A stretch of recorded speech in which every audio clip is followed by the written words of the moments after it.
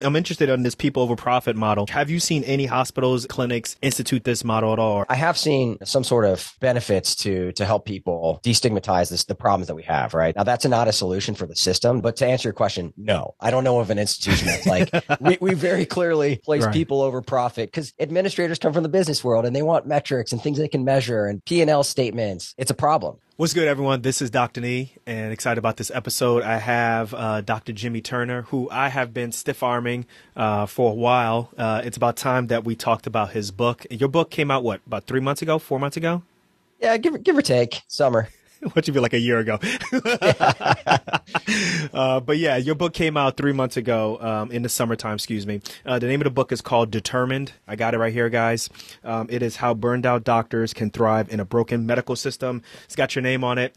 Dr. Jimmy Turner, head of the Physician Philosopher. We had you on about 2 years ago talking about personal finance, but now you're here to talk about how America's broken medical system is breaking down our doctors. And, you know, even though they're lauded as heroes, what exactly are going to do, right? Almost kind of feels like they're in an asylum. So welcome to the show, man. How you doing? I'm good, Nee. So glad to be back, and couldn't be more excited about this and discussing some of these topics with you because I know you've got insight and ideas on this stuff too. Oh, yeah. Oh, yeah. So, you know, listen, I'm going to be really honest with you. Like, I read your book. I enjoyed your book for two reasons. You know, I like the fact that you, in this book, guys who are listening, you know, Dr. Jimmy talks about the problem and spends a good amount of time talking about the problems. And low key, yo, you like studies like crazy.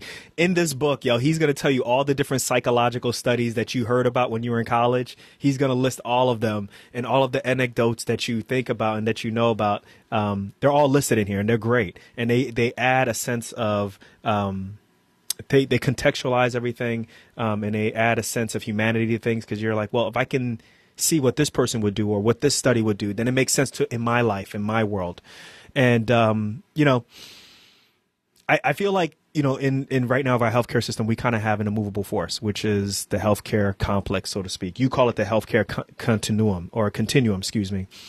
So just really quick, everyone, like I practice locums. I switched to locums back in 2017, 100%. And it was great. But also at the same time, I think what's interesting in your book is you talk about the healthcare system. You talk about ways in which providers, particularly physicians, can kind of gain their own autonomy, become what you call self-determined physicians. But what's really interesting is that you talk about yourself as a burned out physician and how it led you into this. So before we jump into the tenets of this book, why don't you tell us a little bit about your backstory and then we just kind of take it from there. Yeah, sounds good. I actually pretty much did all my training at Wake in Wake Forest in North Carolina. So I did medical school, That's residency, Winston-Salem, right? fellowship. Yeah, Winston-Salem, the Dash. Okay. Yeah, Okay. so we did all of our training here, and you know, I say we as my wife and I because it was a team effort there. But we've been here for like 15, 16 years. And it was interesting because, you know, I went through training and I actually didn't have a ton of burnout in training, but then I finished and all this stuff got, you know, thrown on my plate. You know, I had my business, you know, I had all this research expectation that partly was built on myself, the clinical stuff, the teaching. And after a while, I was just, you know, handling too many balls in the air and had a few professional opportunities pass me by. And so, you know, I really just kind of didn't feel appreciated or, you know, valued. So And at this point, you're practicing full time as an anesthesiologist. Is this already with the physician philosopher already going? yeah, so I built the physician philosopher in November of 2017. So 6 months after I finished training. So yes.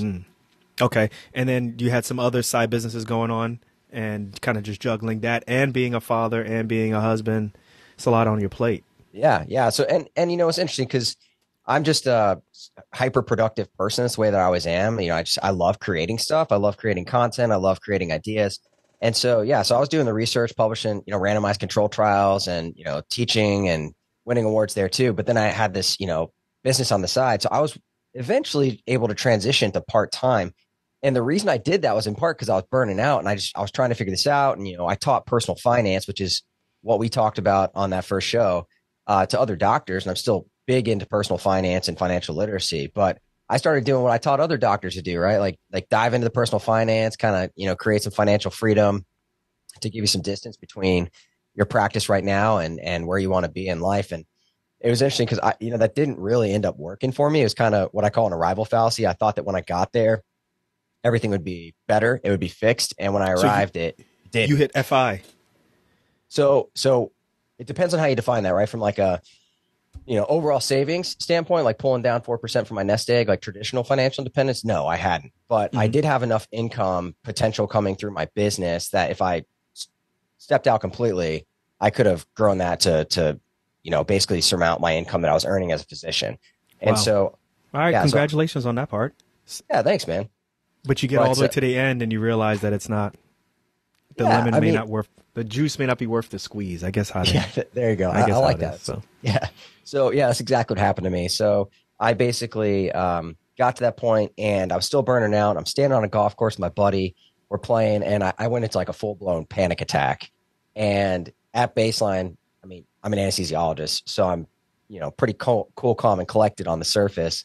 And I lost it, man. Like hearts in my throat, like palpitations. I got this massive tremor. I mean, anxiety in the worst possible way. And lo and behold, have Graves' disease. So that was complicating the burnout. So I was so burned out at the time. I was actually excited that I got diagnosed with Graves' disease because, like, finally, there's an answer for why I feel so terrible. And then I got euthyroid, and my burnout didn't go away. So I was like, well, shit, that's not what caused this. And so really took a deep dive and started figuring out what the problem was. And personal finance still played a part, but so did coaching and a lot of the mindset work that I ended up diving into. Tell us about the drive that you had between trying to accumulate money, trying to reach FI, and kind of what it did to you mentally in terms of draining, and also trying to build your business. Because I think that's where I want to go next is, I'm someone who me and my wife paid off our debt very quickly. And I felt like we broke a chain, but then also there was also this mental chain that we couldn't break, which is, in order to make money, you got to go to work. You got to trade time for dollars. You got to trade time for dollars. And it was just like, well, okay, if we can pay off this amount of debt this quickly, well, what if I added just a little bit more to do that? I can see my wife just a little bit less, but in like 10 years, we'll hit our numbers. And I'm like, this is not sustainable. And I crashed and burned. So I want to hear your story on that. Yeah, no, exactly the same journey. So early on, I was trying to pay off my debt. So I was picking up extra shifts, so I was working like 1.3 FTE and really been there. Yeah, I was grinding it, trying to make extra money, allowed us to pay off our debt sooner. But I was doing the same thing. I was trading time for money. And until I got into entrepreneurship, experienced some success there, it just never dawned on me that you could work less and make more money. And that's what my business started to let me do. And so I found that really interesting because in medicine, that's just not what we're taught. You're taught like, hey, go work the shifts, go do the surgery, go build the RVUs, and all of a sudden you'll make more money. And that's not the only way you can make money in this world. And so, yeah, initially that's exactly what I did. And then I dove into entrepreneurship, learned about that. And me being stupid, I tried to do both things at the same time, work one FTE, 1.3 FTE while I'm building this business. So I ended up kind of trading physician burnout for entrepreneur burnout later on, because I hadn't figured out that balance yet, Yeah. Somewhere my wife is listening and she's like, So it's, it's a real thing. It's definitely, it's somebody, the fingers are pointing at me. I definitely know what you're talking about and so forth. So look, let's jump into this book. When did you decide to write this book, man? Determined.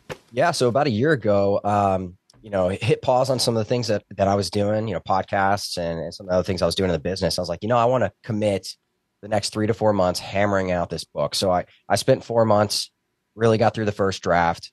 And then I ended up finding a company that would help me edit it and then kind of get it out into the world. And so that editing process and revisions, that probably took another 2, 3, 4 months and eventually ended up publishing it, I think in July. But yeah, so it took a good 7, 8, 9 months, but that was with me taking like 8 hours a day for like 4 months, 3 days a week, writing this book. Because there's a lot of podcasts out there.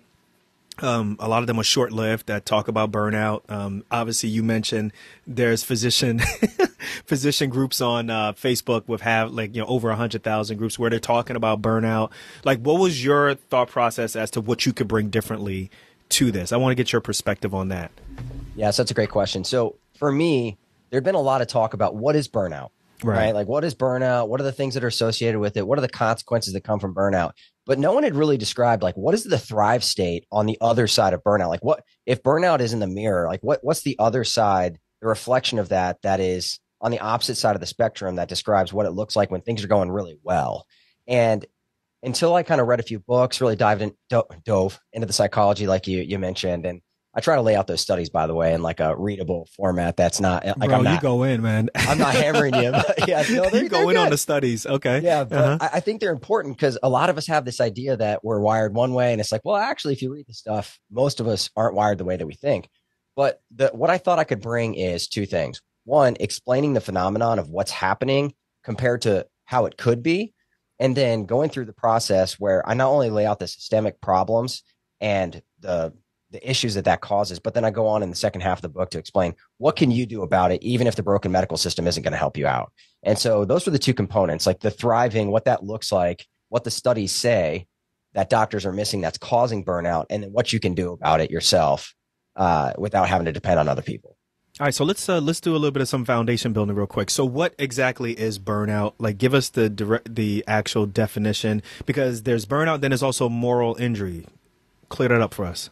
Yeah, so I think that's a really good topic to discuss in this space because there's this argument, right, that well, burnout's not the right word because it blames the physician, and moral injury might be a better term because that's what happens to doctors. Burnout, the classic definition, is emotional exhaustion, lack of accomplishment, and then depersonalization, right? So you get exhausted, you're apathetic, you don't feel like you've accomplished much, and then kind of treat people and colleagues like inanimate objects. They're just not real life human beings. And so why can't you take 24-hour call? Why can't you do a gallbladder at 36 hours? Oh, I've been there. I know what you're talking about. Right. Yeah. Exactly. And so that's the burnout side. Moral injury is different. Moral injury is this idea that you know what to do. You have the knowledge, the experience, the know-how to help somebody else, whether that's a patient or a colleague, and the system prevents you from doing that. And so it causes harm to someone else that you have to experience. And so it puts you in like this, cognitive distortion, if you will, of like thinking, I know how to fix this. I know how to help people, but the system won't let me, which leads to injury and an ethical, moral problem. And so what a lot of people do in this space is they say it's either burnout or it's moral injury. And I think that that's a false dichotomy. It's an either or fallacy. I think that moral injury is the systemic phenomenon that leads to the individual phenomenon of burnout. I think it's a both and. Got you. So there's the system and then there's the symptom, basically, or the signs, so to speak. Yeah. Let's so talk moral about injury is the disease, right? And then burnout is the signs and symptoms. So let's talk about the system in general, the matrix, the machine. You call it the healthcare continuum, so to speak, right? Yep. And there's two ways in which you look at it. One is more happens more the majority of the time than the other, and that is the healthcare continuum, which is our healthcare complex in the United States, is based off of the system of profits over people, right? Yep. But you're also saying that there is room to consider people over profit, right? Which to this day, I can't figure out an institution that is doing that. But I want to get your thoughts on profits over people. Specifically, let's talk about this nursing shortage thing, because I was really fascinated you used that as an example, because I feel like, so basically you describe, particularly during COVID and in some of the months after COVID, a lot of hospitals started bringing in travel nurses. Right. And what ended up happening is these travel nurses got paid a lot of money. A lot of them maybe even left their regular jobs and started just doing travel nursing because the pay differential was so good. The problem is that you had a lot of home nurses at that institution. There was a big differential, and there may have been either some animosity between nurses and nurses, or just animosity between the home nurses and the institution, saying like, why are you paying all these people? My thing is that you just need people to cover. Isn't that the bigger issue? Isn't that what's going to isn't that going to be the biggest insult to moral injury, or the added factor to that? Explain your thoughts on that. Yeah. So the problem is it's a short-term solution that causes long-term problems, right? Like you need to fill these shifts. And so what they started doing is paying these massive rates for nurses to come in and basically fill, the nursing equivalent of a locums shift, right? They'd come in for 13 weeks. They'd make thousands and thousands and thousands of dollars, like approximating like what, primary care doctors make. Right. And so they was making money. Yeah. $250,000. I mean, it was a lot of money. And so particularly if you're willing to do ICU shifts. And what that did is you brought these nurses in because we have this shortage. We bring them in, and then the home nurses are getting paid, a fifth of what that other nurse is making, doing the same job in the same location in the bed next to them. Right. And so they never asked the question of like, oh, what does this do to the nurses that actually want to stay and work at our institution once this whole thing is over? Because they're going to find out. They're going to find out that pay gap. Oh, they already are. And so what ended up happening, and this happened at the institution where I work, is that they would go out, take those PRN jobs, and then they'd come back and work at my institution doing the same exact job, getting paid 5 times as much. And because the administrators just view them as like a number on a balance sheet, I don't even know if they thought they were aware that was happening. Right. So not only did they cause like a devaluation of the nurses that were staying, but then they'd end up paying 5 times as much for the same nurse doing the same job, which from an administrative perspective, who cares about profit and metrics and things they can measure, which I understand from a business perspective, but it causes problems like we're describing. It was a huge issue. And so it ultimately ended up leading to burnout from the nurses that stayed. Right. And then the ones that wanted to get paid more, they left. Correct. So in the people over profit manner, I don't know if I'm putting you on the spot, but like, what would you propose would be the difference? Because shifts still got to get done. If shifts don't get done, then the home nurses, they're going to get burnt out. Or like you mentioned also, cases won't get done. Units will close down. Transfers can't come in. All these different things. I'm interested in your thought process. And the reason I'm asking this question is not to say, aha, I have a question that you can't answer, so I'm right. It's just I'm really interested in your thought process as to what you think a better solution would be here. Yeah. So the first comment is what you just said. I don't have all the solutions on this one, but I do know that when you devalue people over a long period of time, they're going to get burned out. They're going to leave. The cost of bringing those people back and or, replacing them is massive. When you start talking about physicians, it's like 3 times their salary, right? So you're talking about $1 million for a surgeon just to replace that one doctor. And we don't spend any money. We're trying to retain them. And so some of this is, how do you retain the people that already work at your institution, right? We're all about giving, incentives like sign-on bonuses, but we don't give retention bonuses, right? We're all about giving people added, benefits to coming into the job, but not the ones that are already there. And so in the OR, right, where I work, where you work, it is similar, right? Like we don't have any focus on getting our people home on time. So what happens in that system where you're not trying to get the nurses, the scrub techs, the CRNAs home on time? What happens is they exactly what you're doing, me, right? They're inefficient. They take their time. Turnovers take an hour. I mean, why does it take an hour to turn over from an inguinal hernia? Man, come on. It takes like 3 hours. But when you think about it from a people's perspective, right, that nurse is getting paid per hour. And so they know if they work harder, all they're going to do is get paid the same amount of money to do more work. And why would anybody with that incentive system do that, right? So aligning incentives makes a lot of sense. So surgeons are typically paid by the RVU. Anesthesiologists and CRNAs are paid by the shift. And then nurses in the OR are paid by the hour. And we're somehow like baffled that like this produces a misalignment of incentives that causes all of these issues, the inefficiencies in the OR, people leaving, not being able to get people home on time, right? So aligning incentives is a huge way to do it. Retaining the people that you have instead of focusing on going and getting people that you need is another way to fix it. And there are ways in the business world that this happens, like one of them is called a results only work environment, which is prevalent in Silicon Valley and a lot of other big companies where I don't care how long it takes you to get your work done. If you get your work done, you get paid and you go home, right? That nurse that's working hourly, what if you told them, hey, this is how much you make in a shift. I don't care if you get it done in 6 hours or 8 hours. You get paid the same amount of money. And when you get done, you get to go home and be with your family, right? Like there are models out there in the non-medical world that already work like this, but medicine's so slow to adapt to everything because we just do what we've always done because it's the way we've done it. Yeah, we're always the last one on the Titanic, so. Yep. I mean, yeah, you're staying on the ship and the ship's sinking. So to speak, yeah. So, I'm interested in this people over profit model. Like, and you've done a ton of research. Have you seen any hospitals, any clinics institute this model at all, or is it mainly just profits over people? I mean, I've seen lots of doctors go out and start concierge practices and boutique clinics and, the rest of that and kind of find this on their own.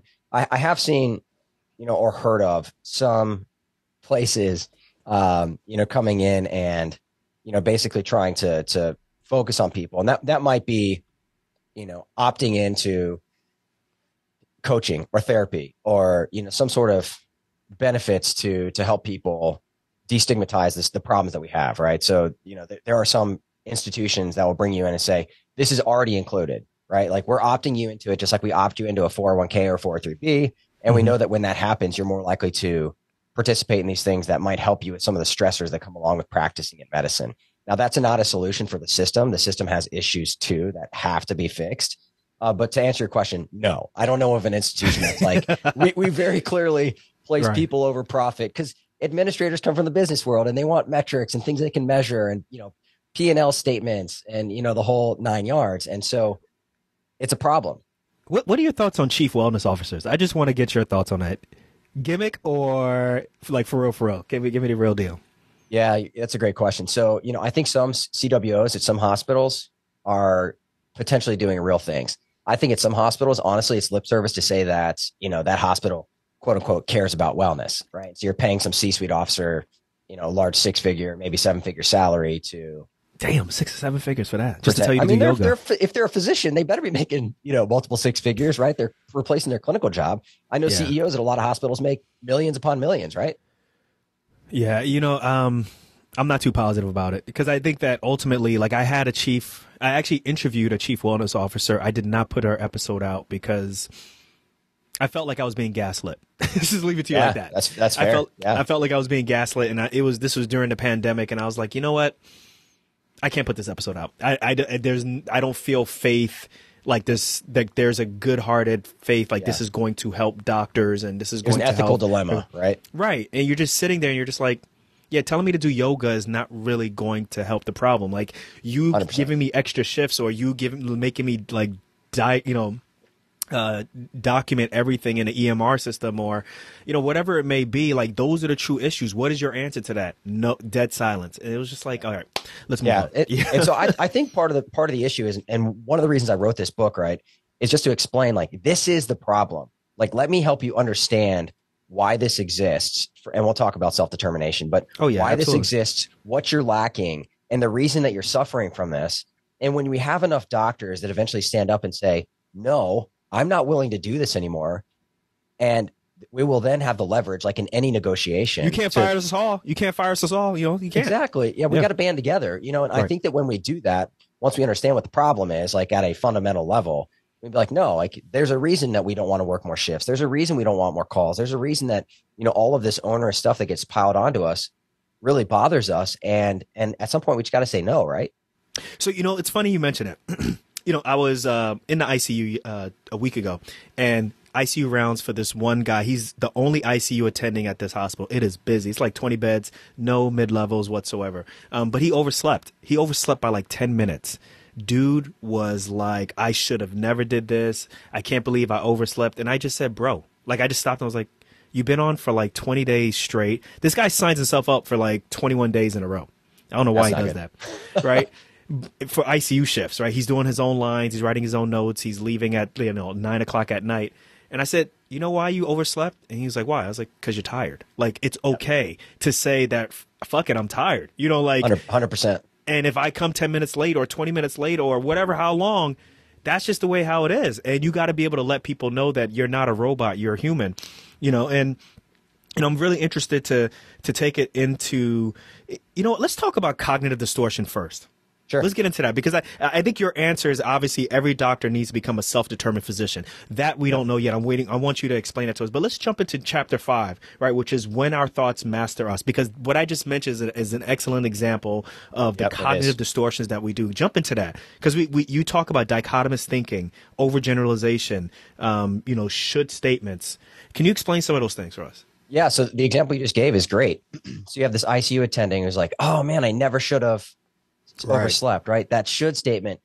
Anytime you say should, it is an immediate judgment, right? You are judging yourself based on whatever you want to say, the moral compass, the perfectionism, like whatever your barometer is. And for this physician is probably like, I need to be perfect. Like how could I have possibly overslept? And he's basically eliminating or just ignoring his humanity, right? So a should statement, I call it shoulding yourself into shame. And if you read any of read any of Brene Brown's books, right? Who is a huge researcher into shame, like you'll know it's like the universal emotion that like accomplishes nothing. It's just like this death spiral of darkness. And so you don't want to get into the space of being in shame. But when you say, I should have done this, I shouldn't have done that, that's exactly where it brings you, is into shame. And we know that's completely unproductive. And so when you see that, it should be a giant red flag that, oh man, like I need to work on this. Was this something that I should have more self-compassion about, which is what you provided him? in terms of, hey, bro, like you're tired. Of course you overslept. Like that's normal. I would have overslept if I was on for 21 days too. Like you're providing him the compassion that he's not providing himself, which is the difference between compassion and self-compassion, right? And he was still trying to talk me out of it. I was like, bro, like it's okay, man. Like you're good. You know? Yeah. No, and it's that perfectionism. Like it's rampant among doctors. Like we expect and want to be perfect. And so when we make a mistake, a perceived mistake, I wouldn't even call what he did a mistake, then we say, oh, I should or shouldn't have done that. And the second step to that, which is dangerous, right? So you should yourself into shame, not a great place to be. But then what we also do is we'll take that one incident, and one of the other cognitive distortions I talk about is we will overgeneralize it into who we are as a person or a doctor or a dad or, you know, a mom or husband or wife, like whatever our roles are. And we'll say in this situation, right? Like, oh man, I overslept. I shouldn't have done that. Therefore, I am a terrible doctor. Right? Because you overslept by 10 minutes. Like, see how rapidly that goes towards like complete self-harm? Yep. 0 to 100 real quick. Oh, yeah. Yeah. You know, you list a whole bunch of different distortions out there. But we want people to read the book. So make sure you go read the book because Dr. Jimmy knows what y'all are going through. And obviously there's a lot of stuff incorporates imposter syndrome also, which you cover in this book. And I think a lot of people suffer through also. But your answer to this, your answer to all of this, is obviously it's going to take some work. It's going to take some work on the part of the person who's going through this. But at the end point, you're saying that this physician is going to become a self-determined physician. Describe what that is. Yeah, so this comes from the research by Edward Deci and Richard Ryan. And this is just going to prove what I said earlier, which is that the medical system is so slow to adapt to things we already know outside the medical system, right? So this research was done in like the 70s and 80s. It's been around for a really long time. And so what they basically realized is that there's three things that every person, not just doctors, but every human being needs to love what they do, to feel intrinsically motivated, to be engaged, to really enjoy their job. And it is autonomy, so a sense that you control your life. And I break that down into two things. One is professional autonomy, being able to control your job. So if you're a surgeon, being able to say, hey, this patient needs an operation and I have to deal with pre-authorizations or peer-to-peer conversations just to prove that you already have the knowledge to decide what's best for the patient. You also need personal autonomy, which is control of your schedule. That's why you get pissed off when you can't make it to your kid's t-ball game or recital or, you know, band practice or whatever, you know, picking them up from school. So autonomy is huge. The second one is they call this relatedness in their literature. That word makes absolutely no sense to me. And so I've always called it belonging, right? We're communal people, right? We have a deep need to belong. And so what does that mean? Well, it means that you feel valued by the team that you're on, and that you're attached to a deeper purpose. That team is accomplishing something bigger than itself, right? So the name on the front's bigger than the name on the back. And we all need to have that sense of autonomy and belonging. And the third thing is competence. You need to feel like you're good at what you do. So perceived competence, because it turns out you can be really damn good at what you do. But if you think you're not, imposter syndrome, which is what you just mentioned, it turns out that you might not like your job. So what they said is autonomy, belonging, and competence. These are the three things that every human being needs in their job. And so I call these the ABCs of a self-determined physician. You have to have these three things. And if any of those five subcomponents are missing, those are the pieces you need to go and fix in order to really love what you do. Oh man, that was dope. I appreciate you breaking that down for us because, you know, I think, you know, for me, the part that really related to me was when you were saying, okay, well, autonomy is broken down into two parts, and just saying, listen, like, I just want to have time to spend time with my family. Like, I just want to be able to watch like a Netflix movie and, you know, not have to cut it off at like 10 o'clock because I got to be at work by 4 a.m, right? Like, there's just certain things that you just want to be able to express as a normal human being that you may not even feel secure enough to talk about that with either colleagues, or just whoever, you know, might be there because they expect you to be perfect. They expect you to be a robot. And, you know, this book is really good. I definitely recommend this to anybody, but I just want to tell my story. Like, I was the same way. Like, I was going hard. I was doing 1.3, 1.5 FTE, trying to pay off my debt. And then it just kind of continued. We're trying to grow the podcast and, you know, trying to save up enough money to the point where you almost become like a Scrooge, right? Like, I think I drove my wife crazy. We talked about this, right? Yep. By the way, you still have that orange, what is it? Was it a Commodore? Oh, no. I had a Chevrolet SS, but it was a Commodore. That's what they called it in Australia. Right. No, I sold it and ended up moving to a more practical car because I got 3 kids. So okay. I got a Ram 1500 right now, which as a car guy kills me a little bit, but I'm looking at something in the future. We'll get there. Okay. Well, but we were kindred spirits, working really hard, and I think eventually I just hit a point where I was like, I cannot do this on a daily basis. I cannot like trade time for dollars. And then there was this regret that I was having not growing the podcast. There was a regret that I was having not spending time with family or with my kids because I'm at home and I'm like doing things and it drove me nuts. So I'm really glad that you kind of shared your story in this book, because sometimes, it's great to give advice and it's great to give the answers, but it's really hard when you can't relate, right? Like there's that hard, belonging part, which is the B section of your of self-determination theory, or being a self-determination physician. And I want to point that out, Need. Like one of the important things that I really wanted to accomplish with this book is to give people the language to be able to understand what the problem is, so that they can then go to an administrator or whoever and say, look, this is the problem. Right? I don't have autonomy over my professional life. I don't have autonomy over my schedule. Like these are the pieces that we need to fix, and turn it into a negotiation such that they can achieve those pieces that they don't currently have. Right. But before, like people like, I just know that I'm pissed off in medicine, that I'm burned out. I don't exactly know why. I have some ideas, but this framework gives you the ability to have language around it to describe your problem.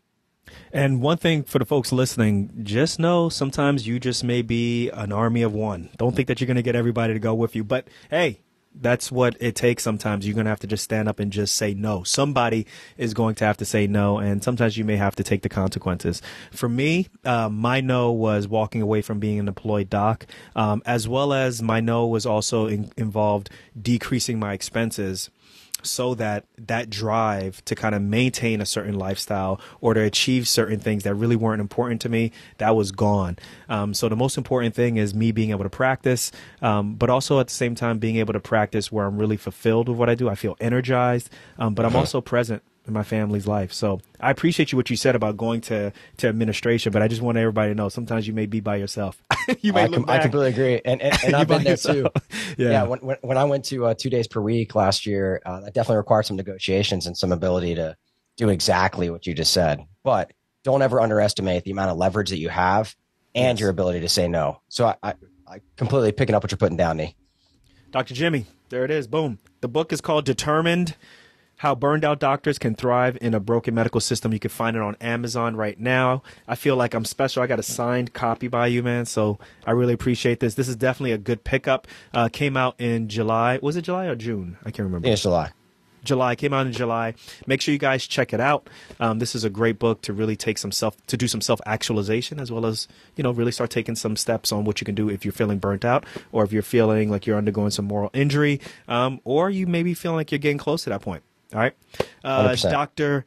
Jimmy, any parting words before we get out of here? You want to big up your podcast or your blog? Yeah, I'll toss it out there. People are podcast listeners here too. So The Physician Philosopher is one, and then Money Meets Medicine is where I talk all about personal finance. And that's actually, I'm restarting that one. Super excited. So we got Leisha Taylor, my co-host, the good doctor, Leisha Taylor. So yeah, man, both those places, if people want to go check them out. All right, there it is. Hey, guys, we will catch you guys on the next episode. Dr. Jimmy, thanks for jumping on Docs Outside the Box. Well, guys, we'll catch you on the next one. Thanks, Nee.